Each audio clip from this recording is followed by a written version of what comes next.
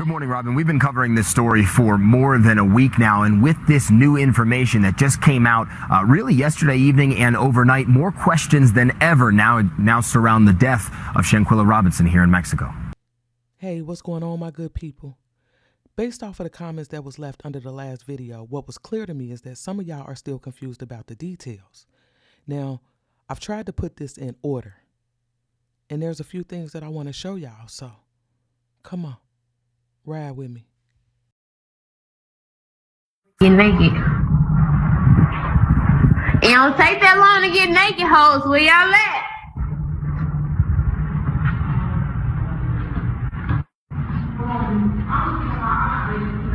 She told me I'm gonna keep it hot. You gonna keep it hot? What? I'm gonna keep my hot bathing suit that I don't want to wear because it's cute as fuck. They what Gold said, they croup. The ones that's like mediocre is in my check-in. I can't wear them. When I first heard Shanquella talking about getting naked, and she was talking to those group of girls that she walked up on, I was one who was like, get naked to do what? And then this video surfaced. After seeing this video, what that told me was that Shanquella was trying to go skinny dipping in the pool, which is why when she walked up on Winter, Dejanay, and Elise, Dejanay was having a conversation about a bathing suit. They were supposed to go swimming, and we see Quayla in the pool alone. And take note of the fact that it's still light outside. Now, I don't know if those girls got in the pool with her, but what I do know is that when they carried on with their evening, Dejanay, Elise, and Winter have on the same clothes. How we do it, because we used to drink motherfucking Drink.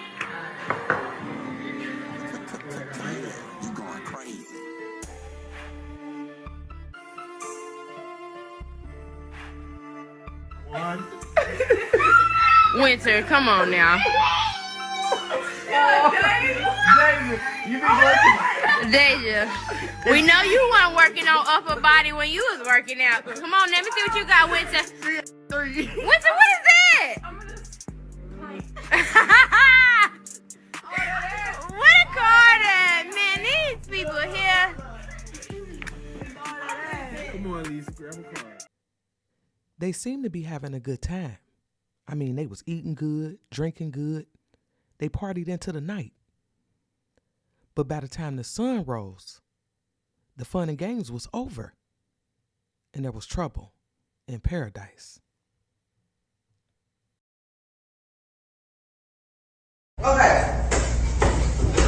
Quilla, can you at least fight back? No. Why she not fighting? At least something.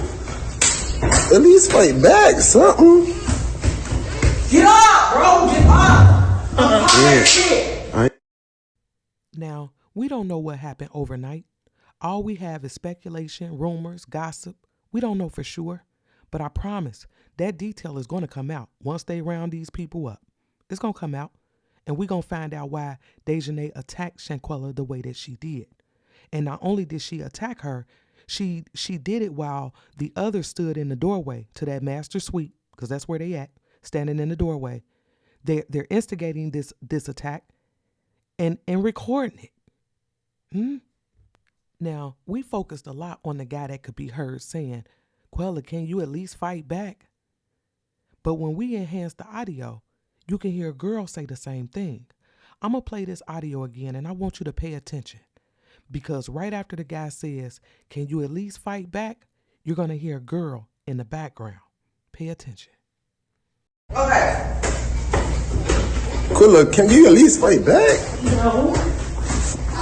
Why she not fighting? At least something. At least fight back, something. Get up, bro. Get up. Yeah. Shit.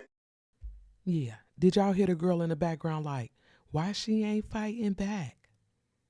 Now, it had to either be Elise or Winter. Who do y'all think it is?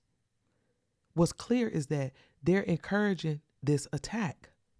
Although this video cuts off, I'm sure there's more.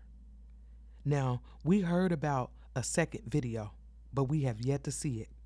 But again, I'm sure there's more. We're missing pieces to this attack. Know that. I'm sure these so-called friends went into cover your ass mode. And while they were plotting and planning, Nazir was on his way, and he made a phone call to the friends. I make a phone call. I make a phone call to everybody who there. Like, I need the address. On this phone call, that's the first time I heard that Quilla wasn't feeling good. So she was showing symptoms of alcohol poisoning. Now, I suspect Nazir got there between 2 and 2:30. And when he got there, the friends told him that they had called the doctor. Now, based off of the police report, because that's all we got to go on right now, based off of the police report, the doctor was called at 2:13 p.m. and it came with a price. Her friend Khalid was on the phone talking to us, and she was, sick, throwing up. She wasn't feeling well. She took a shower, laid back down, and they called the Airbnb house. They supposed to send a medic doctor out to the house, and they had to pay $150 for the doctor to come. So Khalil called the mother, Miss Salamandra, and told her that Quayla wasn't feeling good, that she was sick, throwing up, everything. And at some point, he tells her that Quayla had got in the shower. And I'm going to be honest with y'all, I don't believe that part, especially knowing the injuries that she had. I don't believe that part.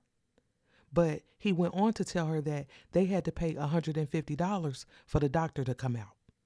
And I'm wondering who paid that? The doctor arrived at about an hour later, around 3:15 p.m. And this is where the problem lies, because on the death certificate that they gave us first, it listed her time of death at 3 p.m. So I'm like, how is that possible? If in the police report they're telling us the doctor didn't even get there until after 3. How in the world did they screw this up? When the doctor got there, she found Quayla with stable vital signs, but dehydrated, unable to communicate verbally, and appearing to be inebriated. Now, during this time, the doctor suggested that the friends take Quayla to the hospital, but they refused. They wanted Quayla treated at the villa. Then one of them in the house, she was told, one of them told her she need to wire $5,000 over there so they can take her to the hospital, or so she be able to get in the hospital. I said, $5,000 for what? I mean, she got insurance. She always had insurance.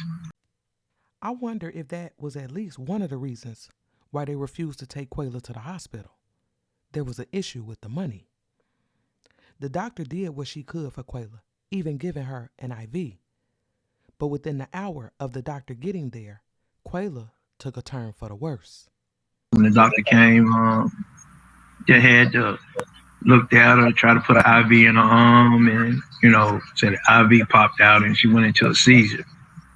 The nurse came in the door, tried to help Quilla, tried to put some salines in her, but her energy, she didn't have no electrolytes, her oxygen was low, so she couldn't find them. At about 4:20 p.m., Quayla began having a seizure. And it was at that time that Winter called 911 for an ambulance. And while they waited, Quayla stopped breathing. The doctor and Nazir attempted CPR on Quayla at about 4:49 p.m.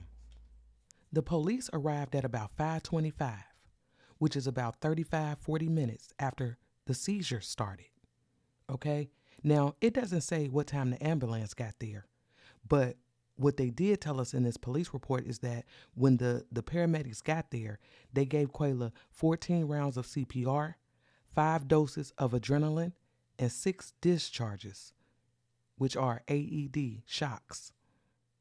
AED stands for Automated External Defibrillator, and it's a device used to administer an electric shock through the chest wall to the heart.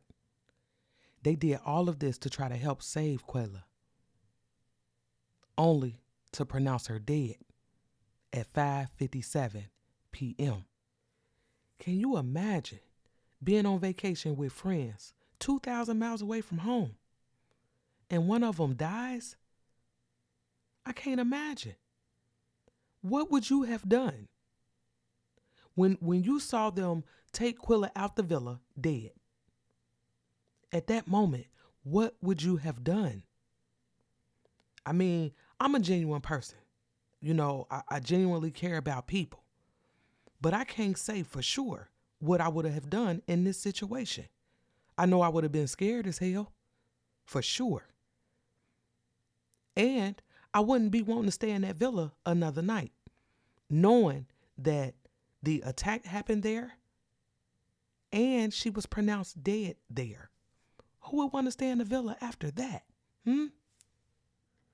I know I had a lot of people asking me when did Nazir and them leave to go back to North Carolina.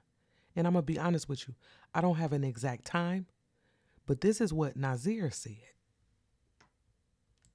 The trip was from Friday to Monday, October 28th, 29th, 30th.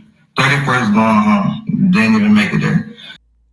Now, it sounds like they were due to fly back to North Carolina on Monday, October the 31st, Halloween.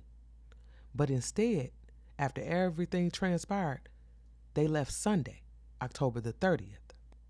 I don't know if they left together, if they took different flights, don't even know. I mean, I would like to know, but I don't know. But what we do know is that they left Sunday, not Monday. Tonight, ABC News confirmed international authorities plan to charge one of Robinson's friends with femicide. They say that person was, quote, the direct aggressor. It is important to note the prosecutor did not name the friend, but did say it is an American. Robinson's mother told ABC News she just wants justice for her daughter. So the way that they did her, beating her like that and making a video of it, that was so sad that so many people was there and they just stood there and watched and didn't even try to stop it. And again tonight, ABC News spoke with Shanquella's mother about these breaking developments, and she said in part, quote, "That's what we've been waiting for someone to finally be held accountable and arrested. I just can't wait for justice to be served." I know they issued an arrest warrant, but as of today, no one has been arrested. Hell, we don't even know who the arrest warrant is for because they didn't give us a name. We're just assuming it's Dejanay. Okay?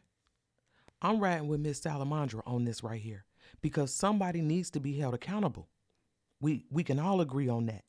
And as far as I'm concerned, round all of them up. All of them. And hopefully we can get the truth. Now, they done came out with this breaking news like Dejanay has been arrested, but mainstream media is not reporting it. You understand? We got to be careful with the information that we're sucking in. We have to be careful because we got a lot of people out here stretching the details. We got the police report don't match the death certificate. We got a reporter supposedly, with this firsthand knowledge or inside knowledge of what's going on down there in Mexico. He's going against the police report and the death certificate. They're dividing us by the time. You understand? From different time zones. We got different times on the death certificate versus the police report. And as you can see in this video right here, I gave y'all the timeline based off of what supposedly came from the police report.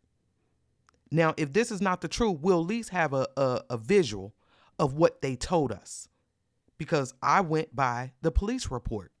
And I get that some people are riding with the death certificate. But one of the things that I want to make sure that y'all understand is that the death certificate is not an autopsy. Now, from my understanding, there was an autopsy done here in the U.S., and we have yet to hear those results. I'm waiting on that. Okay? This case has become a whole mess. And if you've been riding with me for a minute, you know how we ride over here. We want to see and hear the details that can be verified. We ain't running with the rumors and the gossip. It don't help. It muddies the water is what it does. So when we get the details that we need, of course I'm going to bring it to my people. And we're going to break it down, all the way down. But until then, I'm telling y'all, we have to question everything. Know that.